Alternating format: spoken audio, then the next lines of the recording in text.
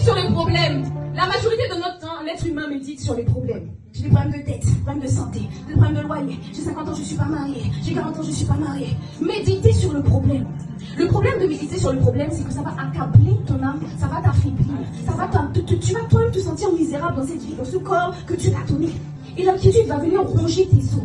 Vous savez que même les médecins disent que la majorité des maladies viennent des émotions qui sont mal gérées. En vérité, tu as tellement médité sur ce problème, sur cette soeur qui t'a offensé, sur ce frère qui t'a pas dit pardon. Tu as tellement médité dessus que ça a accablé ton âme, ça a empoisonné ton cœur. Et ton cœur a été envoyé des informations nocives et toxiques à tes organes. Tu as médité, tu as ruminé sur un problème, au lieu de méditer sur la vie, au lieu de méditer sur la lumière, au lieu de méditer sur la parole de Dieu.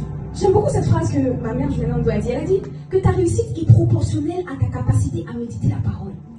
Psaume 1, verset 1 à 3. Heureux l'homme qui ne suit pas le conseil des méchants, qui ne s'arrête pas sur la voie des pécheurs, et qui ne s'assied pas en compagnie des moqueurs, mais qui trouve son plaisir dans la loi de l'Éternel et la médite jour et nuit. Il est comme un arbre près d'un courant d'eau qui donne son fruit en sa saison. Ça veut dire que dans toutes les saisons de ta vie, les bonnes comme les mauvaises, les favorables comme les défavorables, les saisons de bonheur comme les saisons de malheur, dans les saisons d'abondance, dans les saisons de disette, dans les saisons de richesse, dans les saisons de pauvreté, quelle que soit la saison, tu donneras ton feuillage et il ne va pas se flétrir. Quelle que soit la saison, tout ce que tu vas faire